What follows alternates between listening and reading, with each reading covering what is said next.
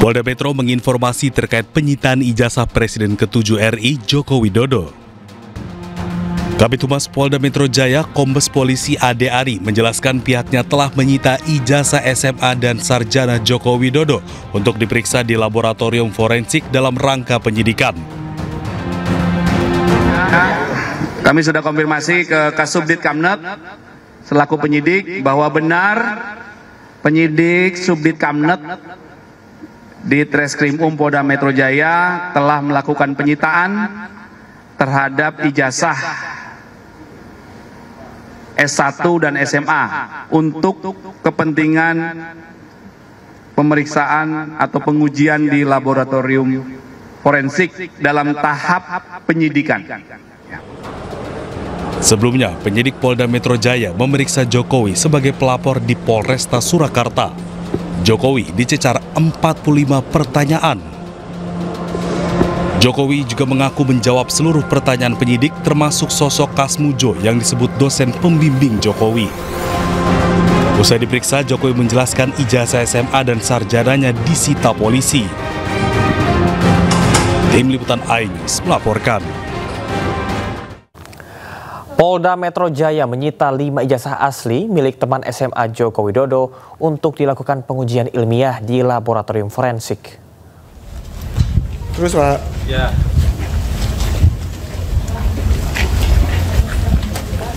Hal ini disampaikan oleh teman-teman Jokowi saat berkunjung ke kediaman Presiden ke-7 Republik Indonesia ini di Solo, Jawa Tengah kemarin Kamis. Saksi. Ijazah yang disita adalah milik Bambang Surojo, Sunardi, Puji, Sigit Haryanto, dan Tri Prasmani. Mereka merupakan teman Jokowi yang pada saat itu berstatus sebagai siswa SMA N6 dan lulus pada 20 April 1980. Ijazah itu disita, bahkan juga termasuk ijazahnya Pak Jokowi dalam hal ini ijazah SMA ya untuk diuji forensik di Polda Metro Jaya. Adapun penguatan informasi sebetulnya hampir sama dengan waktu kami diperiksa oleh Mabes Polri, tapi ada penekanan dalam hal ini adalah penekanan tentang sejarahnya SMA 5 sehingga menjadi SMA 6. Meski Kementerian Imigrasi dan Pemasyarakatan menyatakan Riza Khalid berada di Malaysia, Kejaksaan Agung belum melakukan upaya penjemputan paksa. Padahal sebelumnya Riza sudah 3 kali mangkir saat dipanggil sebagai saksi dalam kasus dugaan korupsi.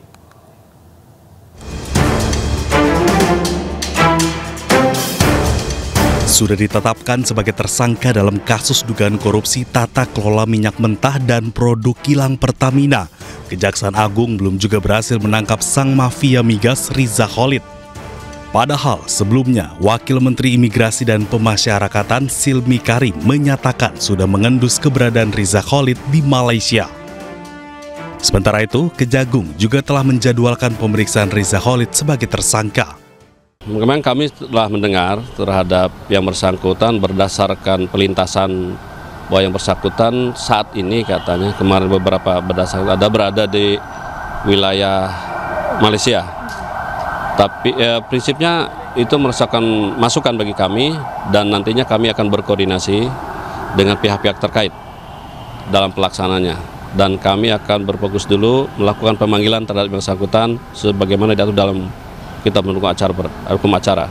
Dan informasi belum sih Pak untuk hari dan tanggal si Riza Khalid ini dipanggil pemeriksaan lagi?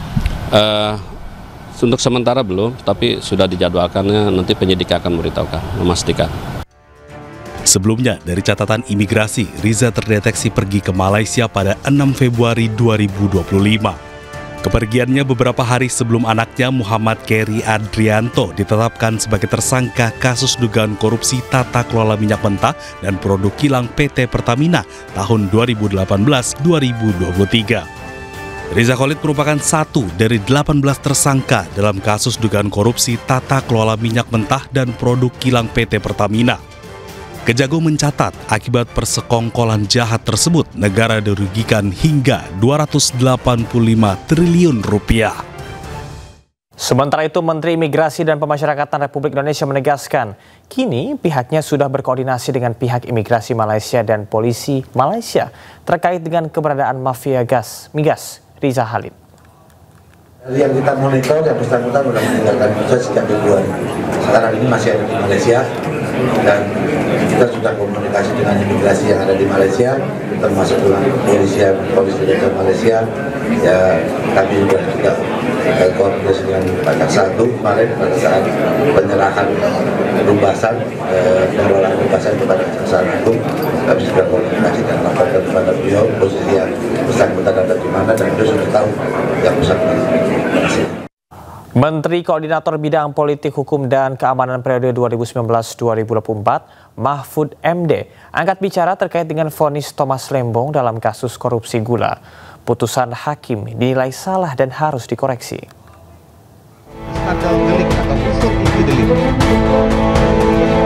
Usai divonis 4,5 tahun penjara, terpidana korupsi gula Thomas Trikasih Lembong mengajukan banding ke Pengadilan Negeri Jakarta Pusat. Banding ini dilakukan karena ada sejumlah kejanggalan. Menko Polhukam periode 2019 hingga 2014 Mahfud MD menilai hakim melakukan kesalahan dengan menjatuhkan hukuman pidana terhadap Lembong. Karena sepanjang persidangan tidak ditemukan niat jahat atau mens rea dalam perbuatan Tom Lembong. Saya selama ini tidak pernah sekalipun rasanya menyalahkan pengadilan yang menghukum koruptor. Tidak pernah sekali. Betul. Saya selalu mendukung kalau orang terdakwa korupsi itu dihukum. Tapi kali ini beda. Menurut saya putusan Tom Lembong ini salah. Pengadilannya salah. Salah dalam arti harus dikoreksi. Bukan salah kita mau mengintervensi independen. Harus dikoreksi melalui banding dan proses-proses lain, termasuk penilaian publik. Karena yang terjadi di dalam putusan itu kan jelas hakim mengatakan tidak ada mens rea. Iya kan? Dikatakan sendiri oleh hakim. Makanya saya lalu menanggapi ini bahwa putusan itu salah. Saya bilang salah aja. Meskipun seharusnya keliru atau kurang tepat, tapi saya bilang salah. Karena ini memang harus dikoreksi. Sementara itu Kejagung membantah tidak adanya mens rea dalam vonis Lembong. Prinsip asas hukum pidana itu kan tiada pidana tanpa kesalahan. Pasti kan ada kesalahan di situ. Mens rea-nya itu kan yang tidak bilang tidak ada mens rea dari mana? Seingat saya pernah sekilas tidak menikmati tapi tidak ada mens rea kayaknya nggak tahu saya. Di putusan coba dikaji kembali. Delik di pasal 2 menguntungkan diri sendiri atau orang lain. Ya memang nggak, tapi kan menguntungkan orang lain sudah banyak beberapa perkara.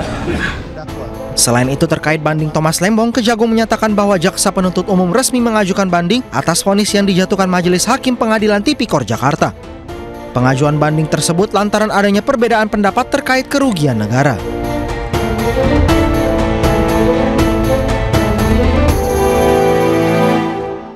Komandan Korps Marinir Mayor Jenderal TNI Endi Supardi menyebut Satria memilih menjadi tentara bayaran Rusia akibat tekanan finansial usai terjerat pinjol atau pinjaman online. Sementara terkait dengan keinginan Satria menjadi WNI, Kasal menyebut tak ingin ikut campur lantaran Satria kini menjadi warga sipil dan bukan jadi kewenangan Korps Marinir.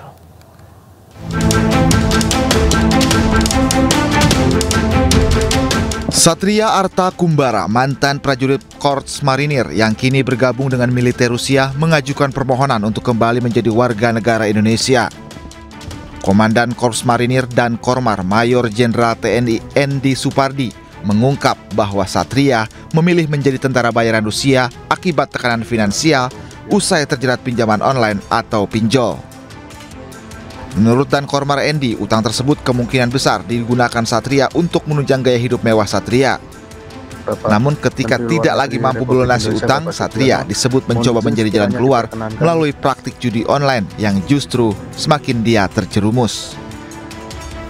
Kehidupan hedonis, kemudian pinjam atau pinjam di bank mungkin pinjol, dia ada berkaitan dengan bank di BRI dan BNI, angkanya kurang lebih di 750 juta. Mungkin untuk menutup itu, dia judi online. Ternyata judi online ini kan tidak membantu, bahkan akan lebih terjerumus ke dalamnya. Sehingga tidak bisa mengatasi itu, dia disersi.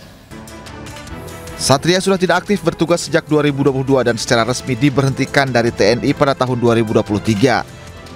Sementara terkait permintaan kembali jadi WNI, Kepala Staf TNI Angkatan Laut, Laksamana TNI Muhammad Ali menegaskan pihaknya tidak akan mencampuri hal tersebut. Sebab Satria kini sudah menjadi warga sipil dan menjadi kewenangan Kementerian Hukum dan Hak Asasi Manusia serta Kementerian Luar Negeri. Tim Liputan iNews melaporkan. Kita ke informasi selanjutnya. Pemirsa, Komisi 1 DPR menegaskan bahwa mantan prajurit TNI yang bergabung dengan militer asing sudah tidak lagi berstatus sebagai anggota TNI. Selain DPR juga meminta Kementerian Luar Negeri dan Kementerian Hukum dan HAM untuk menelusuri status kewarganegaraan Indonesia mereka. Ya gini, pertama dia sudah dipecat karena desersi dari TNI Angkatan Laut, jadi dia sudah tidak memiliki hubungan dengan Angkatan Laut, dia itu adalah sipil biasa. Terus kedua, ketika dia bergabung untuk bertempur untuk negara lain, maka dia berpotensi kehilangan kewarganegaraannya. Nah, jadi itu dua hal itu yang harus kita pegang untuk kita telisik sejauh mana. Jadi kita kembalikan ke Kemlu dan Kementerian Hukum, apakah dia ini masih warga negara Indonesia sehingga masih berhak mendapatkan perlindungan atau sudah bukan lagi.